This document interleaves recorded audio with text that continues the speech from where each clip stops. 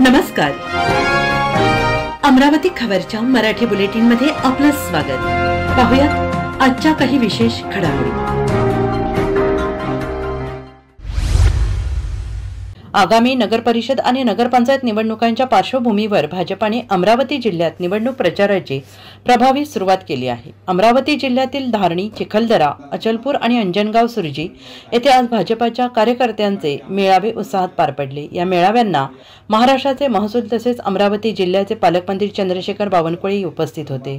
त्यांनी कार्यकर्त्यांना संबोधित करताना सांगितले की प्रत्येक कार्यकर्त्याने आपल्या वॉर्डमधील किमान 10 घरांची जबाबदारी स्वीकारावी. त्या 10 घरांपर्यंत सरकारच्या योजना पोहोचवण्याचे आणि निवडणुकीत पक्षाची ताकद वाढवण्याचे कार्य करावे, असे आवाहन त्यांनी केले आहे. यावेळी आमदार केवलराम काळे, अचलपूर मतदारसंघाचे आमदार प्रवीण तायडे तसेच भाजपाचे जिल्हाध्यक्ष प्रभुदास भिलावेकर यांनीही कार्यकर्त्यांना मार्गदर्शन केले.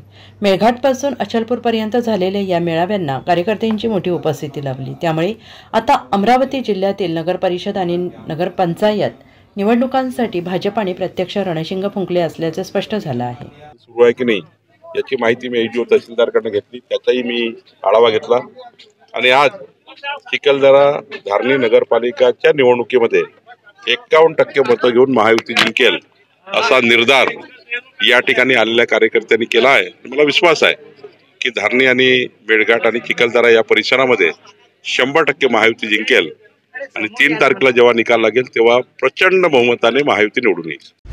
अमरावती खबर या आमच्या YouTube चॅनेलला लाईक करा, सबस्क्राईब करा आणि हो, शेअर करायला विसरू नका.